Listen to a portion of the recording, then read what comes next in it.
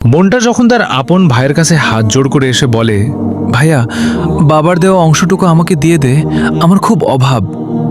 তখন আপনি না বলে দিলেন, রাগের মাথায় বলে দিলেন, যা এখান থেকে, তোর কিছুই নেই।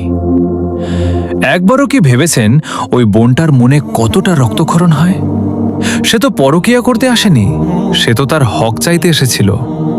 সে যখন বাড়ি থেকে ফেরার পথে কাঁদতে কাঁদতে আল্লাহর কাছে দুহাত তুলে ফরিয়াদ করে আর বলে, হে আল্লাহ, ভাইয়ের কাছে আমি আমার হক চেয়েছিলাম, কিন্তু সে আমাকে অপমান করে তাড়িয়ে দিলে, তখন আল্লাহর আরশ কেঁপে ওঠে।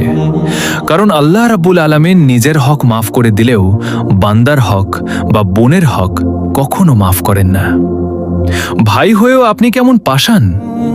দুনিয়ার এই সামান্য কয়েকটা টাকার জন্য আপনি বোনটার বুকটা ভেঙে দিলেন। মনে রাখবেন, এই বোনটার কান্নার বিচার আল্লাহ দুনিয়াতেই করবেন। যে বোনটি ছোটবেলায় আপনাকে আগলে রেখেছিল, আজ তার চোখের পানির অভিশাপ আপনার সারা জীবনের কামাই রোজগারকে ধ্বংস করে দেবে।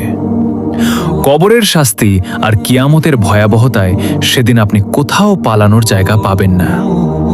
এখনো সময় আছে ভাই, নিজের ভুল বুঝতে শিখুন, বোনটার পা জড়িয়ে মাফ চেয়ে নিন।